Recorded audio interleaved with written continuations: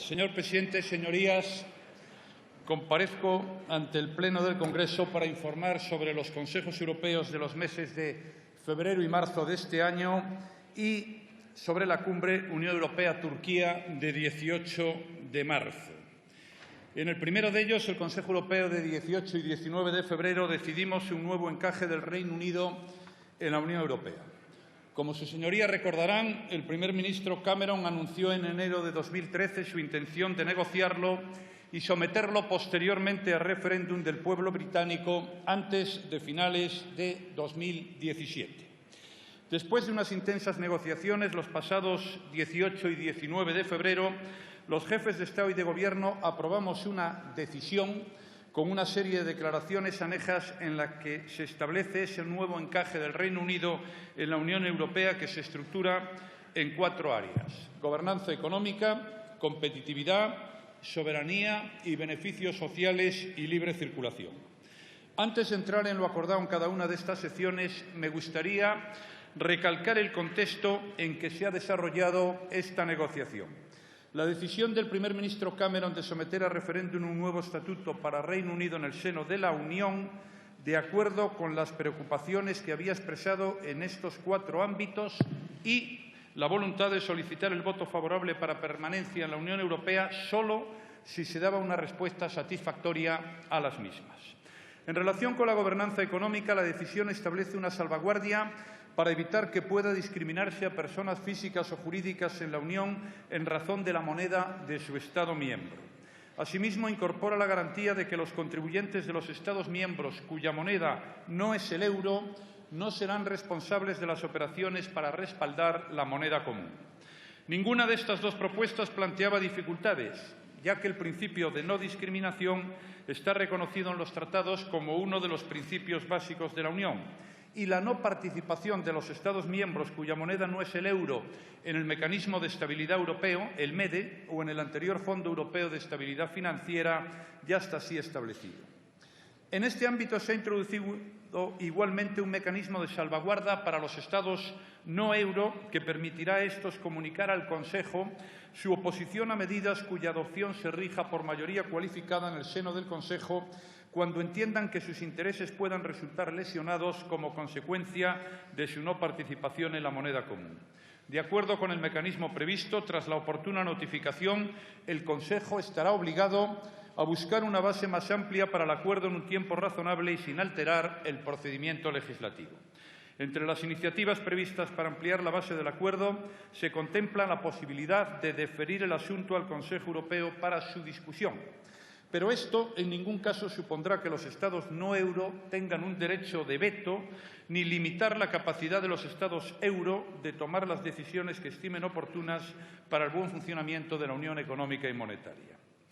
La segunda sección versa sobre competitividad y reitera el objetivo de lograr una Unión más competitiva en aras del crecimiento y la creación de empleo y una Unión que profundice en el mercado interior y alcance acuerdos comerciales amplios, así como que consiga reducir la carga regulatoria sobre las empresas. Estas propuestas, en los términos expresados en la decisión, suscitaron un amplio consenso. Lograr una Unión Europea competitiva en un mundo es un objetivo que todos compartimos. La tercera sección, dedicada a la soberanía, originó, sin embargo, un mayor debate, ya que una de las propuestas del primer ministro Cameron suponía renunciar a la esencia del proyecto europeo, una unión cada vez más estrecha entre los pueblos de Europa, que está contenida, como saben, en el artículo 1 del Tratado de la Unión Europea. Finalmente, el acuerdo alcanzado reconoce que el Reino Unido, a la luz de la situación específica establecida en los tratados, no está comprometido con una mayor integración política en la Unión. La referencia a una unión cada vez más estrecha es compatible con diferentes vías y permiten un grado de integración más profundo a los que comparten esa visión de su futuro común. En esta sección se acordó además reforzar el papel de los parlamentos nacionales en el control del respeto al principio de subsidiariedad mediante un nuevo mecanismo. Este prevé que los Estados miembros suspendan el examen de un proyecto de acto legislativo cuando los dictámenes motivados de los parlamentos nacionales que indiquen que no se cumple el principio de subsidiariedad represente más del 55% de los votos atribuidos a dichos parlamentos. Esto no supone un cambio sustancial en relación al protocolo número 2 sobre la aplicación de los principios de subsidiariedad y proporcionalidad. La cuarta y última sección ha sido, señorías, la más polémica. Versa sobre los beneficios sociales y la libre circulación. Esto constituía uno de los elementos fundamentales de las preocupaciones británicas, así como del resto de los socios. Tras intensos debates se decidió lo siguiente: la adopción de medidas transitorias adecuadas en las correspondientes actas de adhesión de nuevos socios sobre libre circulación de personas. La constatación de que los Estados miembros podrán adoptar medidas para prevenir el fraude o los abusos a la libre circulación, como los matrimonios de conveniencia, residencias ficticias en otro Estado de la Unión o documentos falsificados. También se acordó la próxima presentación por parte de la Comisión Europea de una propuesta para enmendar el Reglamento sobre la coordinación de los sistemas de seguridad social, que incluirá la opción para los Estados miembros de indexar los beneficios percibidos por menores al nivel de vida del Estado miembro en el que estos residan. Se trata de una previsión pensada para situaciones de exportación de beneficios de menores que no residan en el Estado miembro del trabajador. Esta medida se aplicará solo a los nuevos trabajadores. La Comisión declaró, y esto es importante, que no propondrá esta medida en el futuro en relación con otros beneficios de seguridad social, como las pensiones. Se acordó también la próxima presentación por parte de la Comisión de una propuesta de enmienda del Reglamento sobre libertad de circulación de trabajadores en el seno de la Unión, que introduzca un mecanismo de alerta que responda a situaciones de afluencia de una magnitud excepcional y por un prolongado periodo de tiempo de trabajadores procedentes de otros Estados miembros que afecte a aspectos esenciales de su sistema de seguridad social. En este caso, a propuesta de la Comisión, el Consejo podría autorizar al Estado miembro de que se trate a restringir, en la medida necesaria, el acceso a las prestaciones no contributivas vinculadas al ejercicio de una actividad profesional.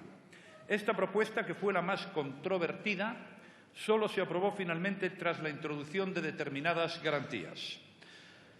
Son las siguientes.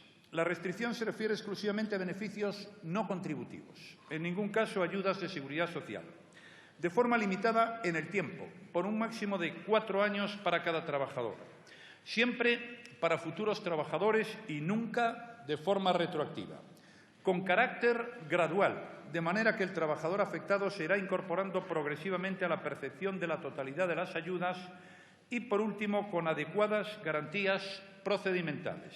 La decisión no puede tomarla el Estado miembro si la Comisión no ha formulado la pertinente propuesta y sin la preceptiva autorización que deberá aprobar el Consejo, y ello por un periodo máximo de 7 años. Señorías, según datos de nuestros consulados, de los españoles que trabajan en el Reino Unido, solamente 4.620 habrían solicitado alguna prestación social hasta febrero de 2015. De esos, 2.120 españoles percibían prestaciones de desempleo que no se verán afectadas por el acuerdo alcanzado. Por lo tanto, señorías, el número de trabajadores españoles que se verían afectados es muy reducido, porque, llegado el caso, solo afectaría a los nuevos trabajadores que se incorporasen al mercado laboral y porque las prestaciones sociales a que se refieren son exclusivamente asistenciales, de carácter no contributivo. Por último, debo precisar que no se trata de una reforma de los tratados y que lo acordado solo producirá efectos si el resultado del referéndum del 23 de junio mantiene al Reino Unido dentro de la Unión. Señoras y señores diputados, detrás de estas negociaciones subyacía el deseo compartido de mantener al Reino Unido como miembro de la Unión Europea, pero, y esto es muy importante, preservando al mismo tiempo los principios, valores y objetivos que constituyen la esencia de la Unión y con los que España está plenamente comprometida. Señorías, creo que el contenido de la decisión se enmarca en el respeto de esta doble condición. En este momento deseamos al pueblo británico un debate fructífero de cara al referéndum que está previsto que se celebre el próximo 23 de junio. Creo, en cualquier caso, que los intereses de Europa, los intereses de España y los intereses de los españoles que residen en Reino Unido quedarán mejor servidos si el Reino Unido permanece en la Unión Europea. Señoras y señores diputados, paso ahora a informar sobre la cumbre Unión Europea-Turquía del día 18 de marzo, así como sobre el Consejo Europeo de marzo, en el que debatimos las siguientes materias. Migración, en primer lugar, y las prioridades que definen las actuaciones económicas a nivel nacional que aprueba siempre, como saben, el Consejo Europeo de marzo, dentro de los procedimientos normales de las políticas económicas en el ámbito del semestre europeo. Como sus señorías saben, este Consejo Europeo fue el noveno que abordó la cuestión migratoria, lo que evidencia hasta qué punto la migración es uno de los grandes retos, si no el mayor, a los que se enfrenta la Unión Europea en la actualidad. Sin duda podemos decir que hemos dado pasos decisivos que nos acercan a su adecuado tratamiento. Con respecto a la cumbre Unión Europea-Turquía, y para poder comprender el marco en el que se desarrolló, hay que remontarse a la anterior cumbre del pasado 7 de marzo, que fue seguida de una reunión informal de jefes de Estado y de Gobierno.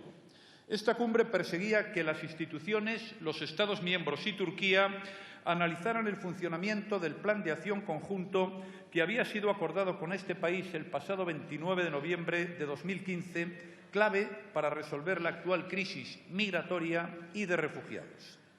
La mañana del 7 de marzo, el primer ministro turco, el señor Davutoglu, presentó una propuesta que los jefes de Estado y de Gobierno de los 28 no conocíamos y que, por lo tanto, no habíamos tenido ocasión de analizar.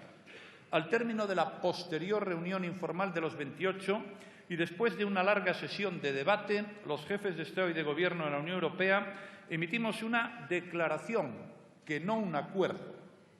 En esta, y cito textualmente, decidimos trabajar sobre la base de los principios contenidos en dicha propuesta y a tal respecto dimos un mandato al presidente del Consejo Europeo, el señor Tusk, para que negociase un futuro texto con las autoridades turcas respetando el derecho europeo e internacional.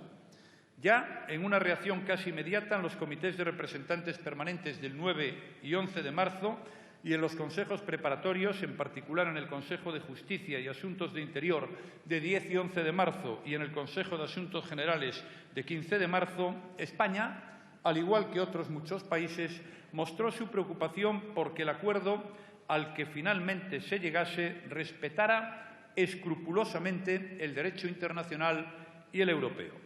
España advirtió que no podía aceptar soluciones que no respetaran plenamente esa legalidad, tanto europea como internacional. Dentro de este ineludible respeto al derecho internacional europeo, España insistió en tres principios fundamentales: el necesario respeto al principio de no devolución, la prohibición de devoluciones masivas y el examen individualizado de las solicitudes de asilo. Señorías, como saben, el asilo es un derecho reconocido por el Convenio Europeo de Derechos Humanos de 1950, por la Convención de Ginebra de 1951, por la Carta de los Derechos Fundamentales de la Unión Europea, por los artículos 78 a 80 del Tratado de Funcionamiento de la Unión Europea, por la Directiva 2013/32 Unión Europea sobre procedimientos comunes para la concesión o la retirada de la protección internacional y por la Directiva 2008/115 sobre normas y procedimientos comunes para el retorno de los nacionales de terceros países en situación irregular. Estas normas contienen los principios exigidos por España. Prohíben las devoluciones masivas, garantizan la tramitación individualizada de las solicitudes de asilo y consagran el principio de no devolución. Esto es, señorías, que no se puede devolver, expulsar o extraditar a nadie a un Estado en el que corra un grave riesgo de ser sometido a la pena de muerte, a tortura o a otras penas o tratos inhumanos o degradantes. Además de estas preocupaciones esenciales, España ha insistido en todos los trabajos preparatorios en que es fundamental que Turquía controle de manera eficaz sus fronteras exteriores y luche contra las mafias que se lucran con el tráfico de personas. La actuación de España ha estado siempre guiada por los objetivos de salvar vidas humanas, asegurar la protección de aquellos que lo necesitan, proteger adecuadamente las fronteras exteriores y ofrecer cauces legales de inmigración que supongan una alternativa para las personas que decidan arriesgar su vida y su integridad física para llegar a Europa. Otros dos aspectos en los que hemos insistido son los siguientes. la liberalización de visados a ciudadanos turcos que deseen entrar en territorio Schengen solo debería tener lugar después de que la Comisión informe del eventual cumplimiento de los requisitos que recoge la hoja de ruta para esta materia. En relación con la apertura de nuevos capítulos en las negociaciones de adhesión de Turquía, España considera que los avances deben estar supeditados al cumplimiento por parte de Turquía de los llamados criterios de Copenhague, especialmente en el ámbito del Estado de Derecho y del respeto a los derechos humanos y a las libertades fundamentales. Señorías, como saben, con carácter previo al Consejo Europeo, el secretario de Estado para la Unión Europea compareció ante la Comisión Mixta para la Unión Europea aquí el pasado 16 de marzo. En efecto, siendo un Gobierno en funciones, precisábamos de la aquiescencia de la Cámara para poder negociar y, eventualmente, aprobar el texto presentado a los jefes de Estado y de Gobierno en el Consejo Europeo. En la citada sesión del 16 de marzo, la Comisión Mixta para la Unión Europea adoptó por unanimidad una declaración institucional que continúa los siguientes elementos principales: que España se opone firmemente a la adopción de cualquier acuerdo con Turquía que conlleve directa o indirectamente expulsiones colectivas, que cualquier expulsión a Turquía solo sería posible una vez se concluya definitivamente el correspondiente expediente de asilo individualizado y con todas las garantías, que se garantice el cumplimiento de la legalidad internacional, el respeto a los derechos humanos, la legislación europea de asilo y el principio de no devolución, que se refuercen los mecanismos de control sobre el efectivo destino de la ayuda económica en favor de los refugiados, que prosiga la puesta en marcha de mecanismos de reubicación, de reasentamiento y el establecimiento de vías legales de llegada a la Unión Europea, que se estudie una revisión de la cantidad de refugiados a acoger por la Unión Europea en función de la evolución de la crisis, que se promuevan medidas de protección para individuos en riesgo, especialmente menores no acompañados o mujeres víctimas de violencia de género, que la Unión Europea ayude a los países europeos de recepción y tránsito, que se promueva la comunitarización de la política de asilo, convirtiéndose así en una verdadera política europea común y se desarrolle el sistema europeo de asilo. Señorías, con este mandato, cuyos elementos coinciden con lo que España venía defendiendo hasta entonces, viajé a Bruselas y defendí esta posición española en la cumbre con Turquía y en el Consejo Europeo de los días 17 y 18 de marzo. Inmediatamente antes de la reunión se nos presentó un proyecto de declaración Unión Europea-Turquía que, a mi entender, no satisfacía las exigencias españolas tal y como figuraban en la declaración institucional adoptada por la Comisión Mixta y habíamos defendido nosotros en las reuniones previas. Por ello, pedí, en línea con el mandato de sus señorías, que se incluyesen de forma explícita dos cuestiones fundamentales: la prohibición de las devoluciones masivas de manera expresa y en un lugar principal y una referencia expresa a la tramitación individualizada de los expedientes de solicitud de asilo, de modo que no hubiera ninguna duda de que los solicitantes de asilo llegados a las islas griegas tendrían un procedimiento individualizado y personalizado, nunca colectivo, conforme al derecho internacional y europeo. Tras lograr que se incluyeran estas dos referencias, otras se habían incluido en las reuniones preparatorias, pude apoyar el resto de la declaración. Paso a continuación a detallarles sus principales elementos. De manera temporal y extraordinaria, todos los nuevos migrantes irregulares que pasen de Turquía a las islas griegas a partir del 20 de marzo de 2016 serán retornados a Turquía de conformidad con el derecho internacional y europeo, descartándose las expulsiones colectivas y respetándose el principio de no devolución. De esta manera se cumple con el primer mandato de la declaración institucional de la Comisión Mixta para la Unión Europea. Los migrantes serán debidamente registrados por las autoridades griegas, quienes tramitarán toda solicitud de asilo de manera individual, de acuerdo con la Directiva sobre procedimientos de asilo y en cooperación con ACNUR, dando así cumplimiento al segundo punto de la declaración parlamentaria. Todo este proceso debe desarrollarse y todas las partes implicadas deben actuar en plena conformidad con el derecho internacional y de la Unión Europea, de forma que todos los migrantes estarán protegidos de acuerdo con las normas internacionales pertinentes y dentro del respeto al principio de no devolución. Los migrantes que no soliciten asilo o cuya solicitud se haya considerada infundada o inadmisible de conformidad con la citada directiva serán entonces retornados a Turquía. Para poner en marcha este proceso, Turquía y Grecia contarán con la ayuda de las instituciones de la Unión Europea, pero serán estos dos países quienes finalmente acordarán las medidas y mecanismos bilaterales necesarios. Los gastos de las operaciones de retorno de migrantes irregulares correrán a cargo de la Unión Europea. Segundo, por cada sirio retornado a Turquía desde las islas griegas, se reasentará en la Unión Europea a otro sirio procedente de Turquía, teniendo en cuenta los criterios de vulnerabilidad de las Naciones Unidas. Esta última referencia fue introducida también a petición de España y como consecuencia de la declaración institucional que nos instaba a promover medidas de protección para personas en riesgo, menores no acompañados y mujeres víctimas de violencia de género. La Unión Europea se compromete a llevar a cabo este reasentamiento, en primer lugar, en cumplimiento de los compromisos adquiridos en julio de 2015 y abordando toda necesidad adicional de reasentamiento a través de un acuerdo voluntario similar. Se da así cumplimiento al mandato de la Declaración de promover el establecimiento de vías adicionales seguras de llegada y de reasentamiento de refugiados. Tercero, Turquía se compromete a tomar todas las medidas necesarias para evitar que se abran nuevas rutas marítimas o terrestres de migración ilegal a la Unión y, a tal efecto, cooperará con los Estados vecinos.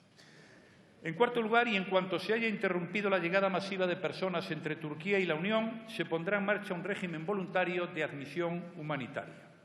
En quinto lugar, se acelerará el cumplimiento del programa de liberalización de visados con vistas a suprimir los requisitos de visado para los ciudadanos turcos a más tardar a final de junio de 2016, siempre que se hayan satisfecho todos los criterios de referencia. Quisiera puntualizar de nuevo que el compromiso con Turquía recoge de manera expresa que deben cumplirse los criterios de referencia, cuyo cumplimiento, como defendía España, es condición sine qua non para proceder a la liberalización de visados. Además, tras la evaluación positiva por la Comisión, la respuesta definitiva corresponderá al Parlamento Europeo y al Consejo. En sexto lugar, la Unión Europea, en estrecha cooperación con Turquía, acelerará el desembolso de los 3.000 millones de euros inicialmente asignados en virtud de la facilidad financiera para Turquía. Se especificará una primera lista de proyectos concretos destinados a mejorar la situación de los refugiados, en particular en el ámbito de la salud, la educación, las infraestructuras y la alimentación. Solo cuando estos recursos se hayan utilizado en su totalidad y siempre que se cumplan los compromisos anteriores, la Unión movilizará 3.000 millones de euros adicionales hasta final de 2018. En definitiva, lo que la Unión Europea y España han querido lograr con la Declaración Unión Europea-Turquía del 18 de marzo son los siguientes objetivos. De manera primordial, evitar la pérdida de vidas humanas, disuadiendo a las personas de que se expongan a viajes muy peligrosos para su integridad física y su vida. El año pasado perdieron la vida en la travesía del Egeo 805 personas. Y en lo que va de año se han registrado ya 531 muertes. En segundo lugar, combatir contra las mafias que trafican con vidas humanas y socavar su modelo de negocio. Y en tercer y último lugar, y esto es especialmente importante, proceder a las personas susceptibles de protección internacional una vía legal y segura para solicitar asilo en la Unión a través de un proceso de reasentamiento. De esta manera, los refugiados no necesitarán arriesgar su vida para venir a Europa. Esta es la lógica de la fórmula uno por uno. Además, una vez que se haya frenado el flujo incontrolado de llegadas y no sea necesario proseguir con el mecanismo uno por uno, el programa de reasentamiento continuará a través de un nuevo programa de admisión humanitaria. De esta forma se garantiza una vía legal y segura para acceder a la Unión sin poner en riesgo la vida y la integridad física de las personas. Señorías, este Gobierno ha cumplido el mandato contenido en la declaración institucional aprobada por todos los grupos parlamentarios el 16 de marzo, ya que ha logrado introducir en la Declaración Unión Europea-Turquía las siguientes garantías: el respeto riguroso a la legalidad europea e internacional y exclusión expresa de cualquier tipo de expulsión colectiva, la tramitación individualizada de los expedientes de solicitud de asilo y una especial atención a las personas más vulnerables. Por otro lado, y como les indicaba al principio de mi comparecencia y ustedes a buen seguro conocen, además de la cumbre con Turquía, se celebró el Consejo Europeo los días 17 y 18 de marzo, en el que se abordaron otros aspectos fundamentales de la migración, de los que paso a detallar los más destacables. El Consejo Europeo ha confirmado su enfoque global para hacer frente a la crisis migratoria. En esto se alinea con lo que siempre ha defendido España, la necesidad de afrontar este reto de manera integral, teniendo en cuenta todas las vertientes del fenómeno migratorio. Asimismo, el Consejo Europeo ha solicitado que se siga trabajando en los llamados familiarmente hotspots. España considera que unos hotspots plenamente operativos son imprescindibles para proceder al registro e identificación de los solicitantes de asilo como paso previo ineludible para proceder a la reubicación. Son necesarios, por lo tanto, para incrementar la capacidad de recepción de la Unión y acelerar, en consecuencia, el proceso de reubicación. Las conclusiones piden que se utilicen todos los medios para apoyar la capacidad de Grecia con miras al registro, la identificación, la tramitación de las solicitudes de asilo y el eventual retorno a Turquía en el marco del protocolo de readmisión greco-turco y del acuerdo de readmisión Unión Europea-Turquía de los migrantes cuyas solicitudes de asilo hayan sido desestimadas.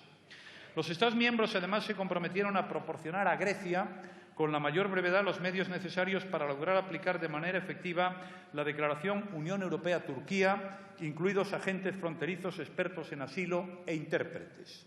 España ya ha enviado a la Comisión una propuesta formal de contribución en aplicación de los compromisos derivados de esta declaración y del Consejo Europeo del 17 y 18 de marzo. Por otra parte, se ha ofrecido asistencia urgente para ayudar a Grecia a mejorar la situación que sufren los refugiados y se ha invitado a los Estados miembros a realizar contribuciones adicionales en el marco del mecanismo de protección civil. España es uno de los 12 Estados miembros que ya han realizado aportaciones a Grecia en este marco concreto del mecanismo de protección civil. A este respecto, la pronta adopción del reglamento, en virtud del cual se crea un instrumento de ayuda de emergencia dotado de 700 millones de euros, se considera un paso importante.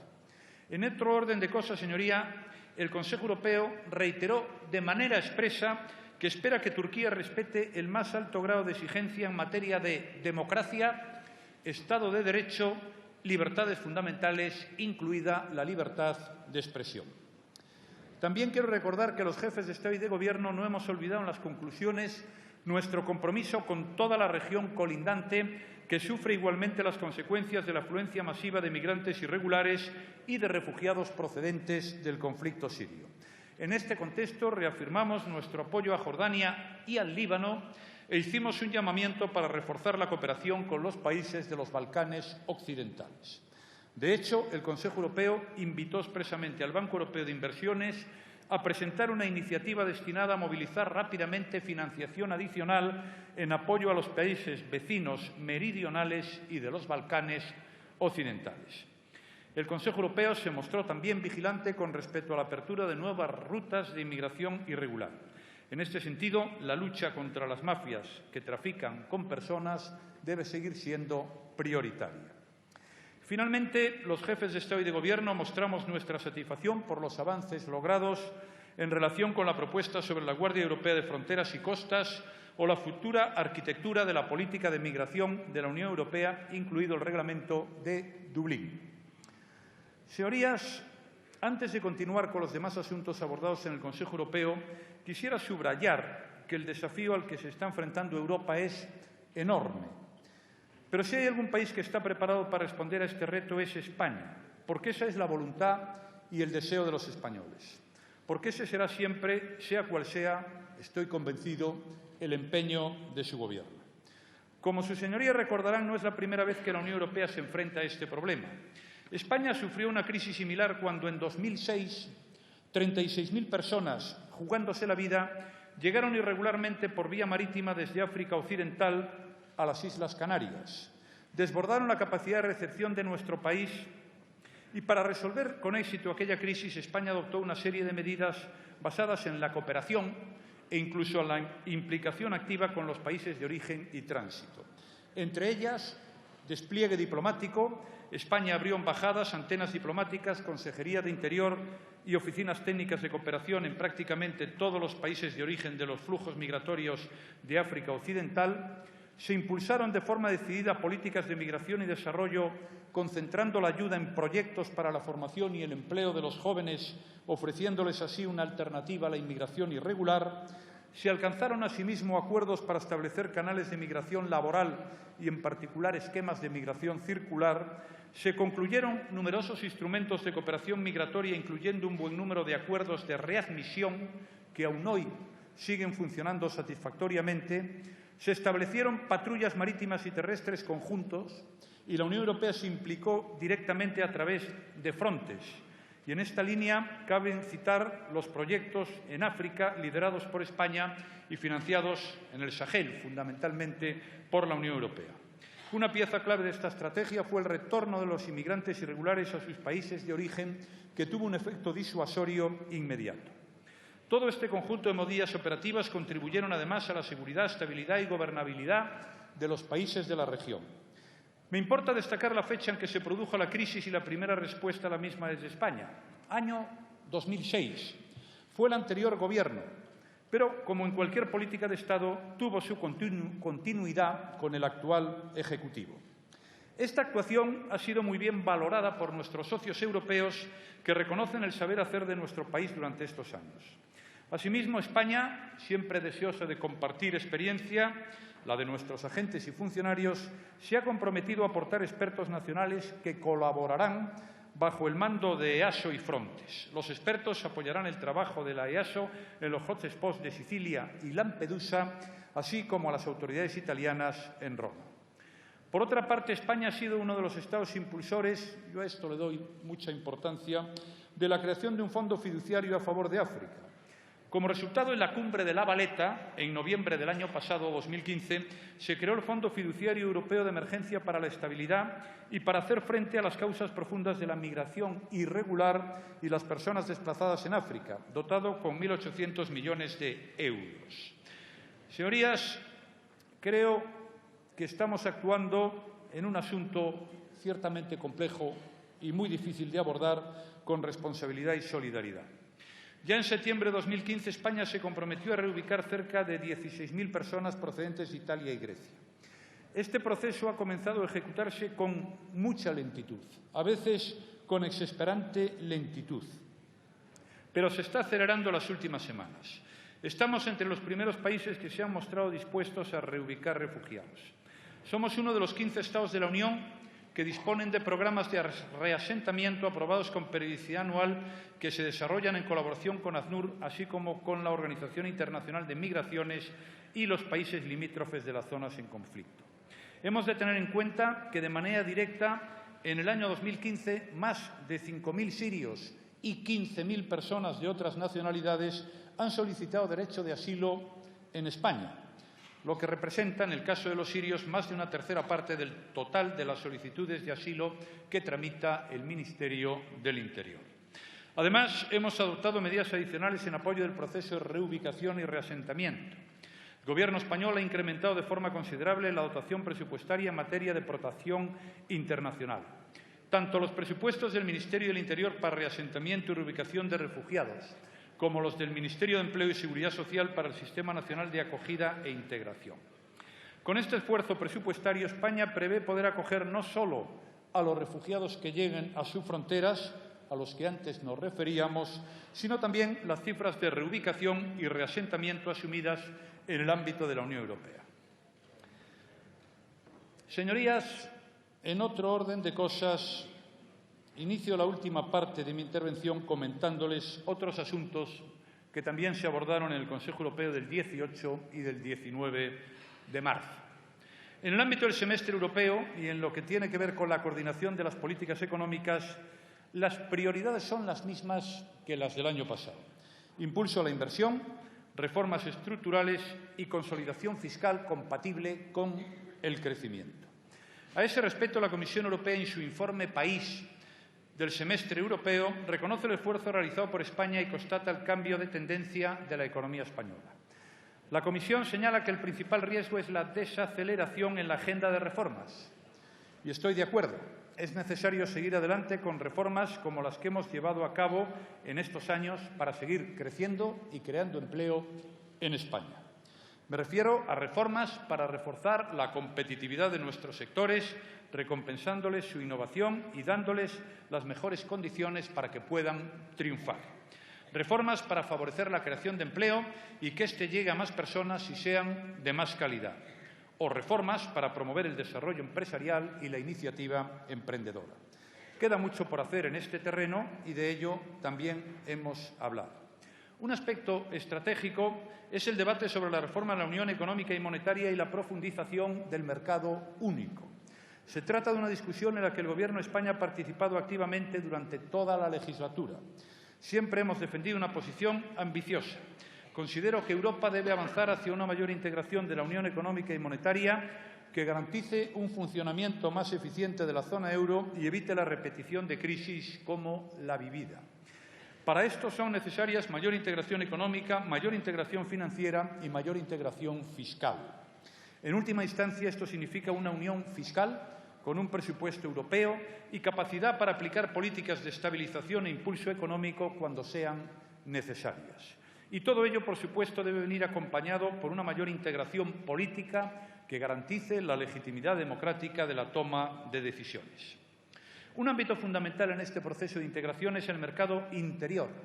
Hemos avanzado en aspectos tan relevantes como la agenda digital o la unión de la energía, con compromisos importantes para España en el ámbito de las interconexiones. Señorías, voy terminando. Todas las cuestiones tratadas en estas cumbres, de las cuales les he informado, son importantes, pero supongo que sus señorías estarán de acuerdo conmigo en que, por muchos motivos, tiene una especial relevancia aquella que tiene que ver con la crisis de los refugiados. Este no es, por desgracia, un fenómeno nuevo. Ahora su dimensión se agudiza con motivo del conflicto bélico en Siria y el ISIS, y aun cuanto ésta tuviera una pronta solución, permanecería un hecho crucial derivado de nuestra posición geográfica. Hace años me impresionó el símil que utilizaba el que fuera líder de la independencia argelina, Ahmed Ben Bella.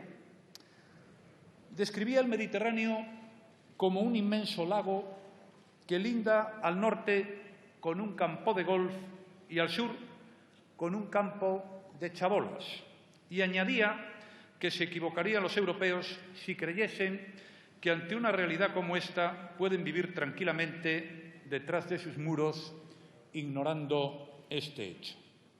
Si en otro tiempo el factor que mejor explicaba la presión demográfica desde el sur hacia el norte eran las sensibles diferencias económicas y de nivel de vida, hoy a ese factor se añade, además, otro que atañe al más elemental de los derechos humanos, el derecho a la vida.